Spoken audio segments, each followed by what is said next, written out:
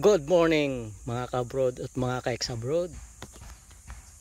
Isang magandang araw sa inyong lahat.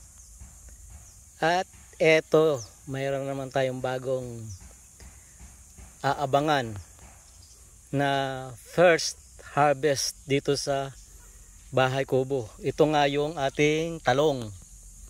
Ayan o. Mayroon tayo ditong humigit kumulang 100 puno ng talong. Ito yung natural na talong, yung kulay brown na medyo mahaba. Brown ba o ano? Ano pa kulay nga ng talong? Itim. Ano ba talaga tunay na kulay ng talong? Hindi ko maintindihan eh. Pula, brown, itim, purple, basta talong yan.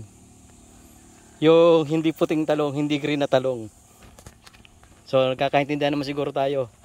Ayan. At medyo masilan lang siyang palakihin.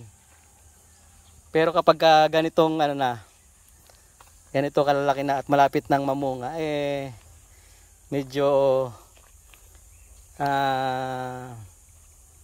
matibay na siya. Pero habang maliit siya, bagong tanim, bagong lipat dito sa garden na ito, ay talagang alagain siya. Kinakailangan mo siyang diligan magat hapon. Yan.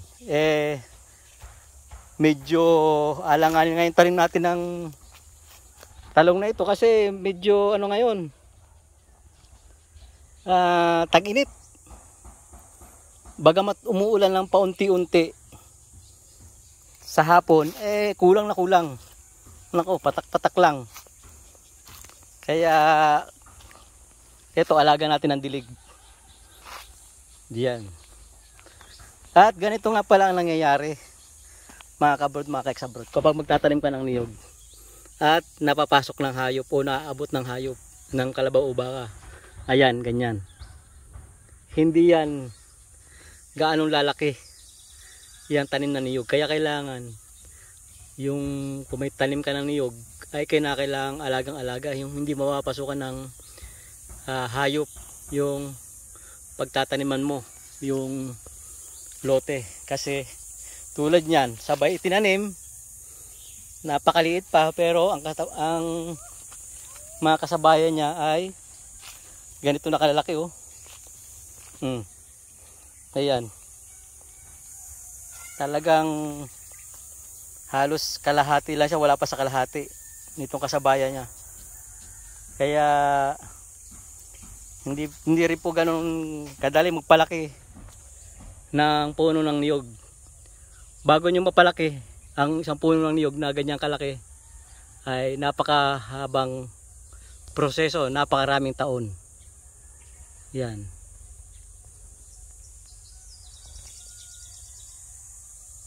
At balik tayo sa ating talong.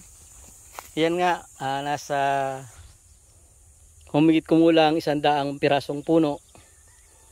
At sana naman ay magkaroon tayo ng magandang harvest in the near future. At ibabalita ko naman sa inyo ang ating first harvest. Kaya abang-abang lang mga ka-abroad, mga ka-ex-abroad, dito sa ating mga upload sa Bahay Kubo. Maraming salamat. Bye bye. Ang pangit ng panahon, no? Makulimlim pero mainit ang araw.